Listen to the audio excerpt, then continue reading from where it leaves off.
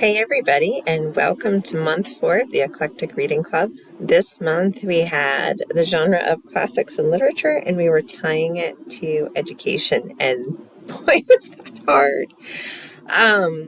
We definitely struggled to find books that could also match the topic, although it did help us find one of our now all-time favorite books. We read The Phantom of the Toll Booth, and the book was so fun. We read it together, and then my son read it as an audiobook, we'll listen to it as an audiobook, and I couldn't even begin to tell you how many times in a row he played that story. We so enjoyed it. But so this month, the topic was a difficult one, but with the genre, it was also an interesting one that brought up some debate, because it was, what is a classic? What is literature? So I had to kind of redefine it for myself too, because what I first threw out last month at our meeting when we first drew this particular genre is, I said, I guess a classic is anything 100 years old or so.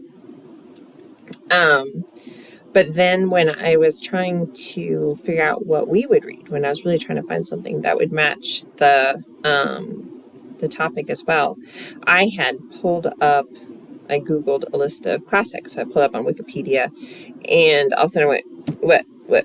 There's like classics by decade, and it's got current decades. How does that work? How can you have a classic that was written, yesterday? Like, that made no sense to me. So I really had to put my mind to work on figuring out what would I call a classic and what would I call literature. So everybody's going to have a different definition, and I don't expect month to month everybody's going to have my definition. Like, if you have your own family doing it, if you have your own group, co-op, whatever, homeschool crowd doing this, you don't need to follow my definition. And even within our own group, I tell them they don't need to follow my definition. I would love for everybody to make their own definition. It's like, if we pull something out of the hat and they go, what exactly does this mean? I guess my answer would be, you tell me. What does it mean to you? As long as it gets you hunting and searching through the library and thinking about your reading, I'm fine with what it is. But so this month, at any rate, here's kind of what I broke it down to mean for us. So for classics, as opposed to the kids, once we had our meeting, everybody got to read what they wanted to, and we weren't the only ones who picked The Phantom of the Toll Booth.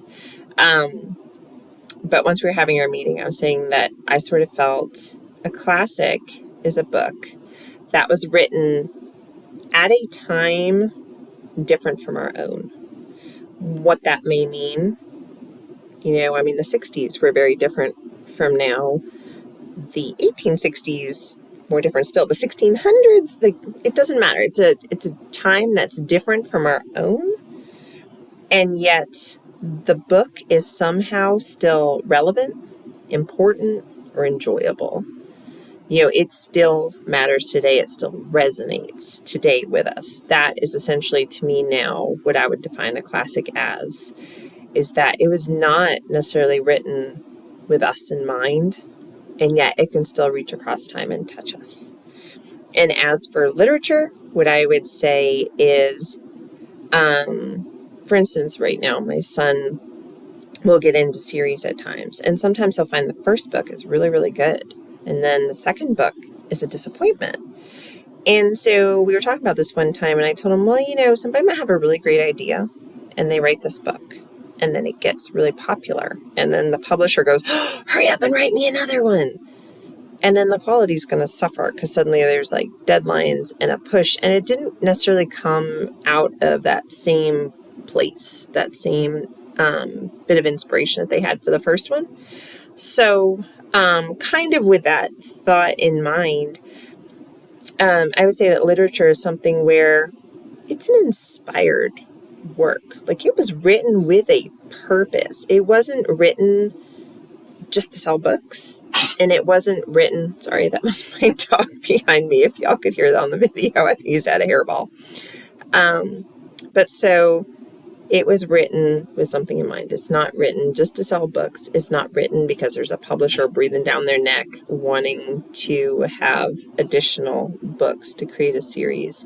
It's something that has substance. It has purpose behind it. It has a quality of writing to it, where it will hold up.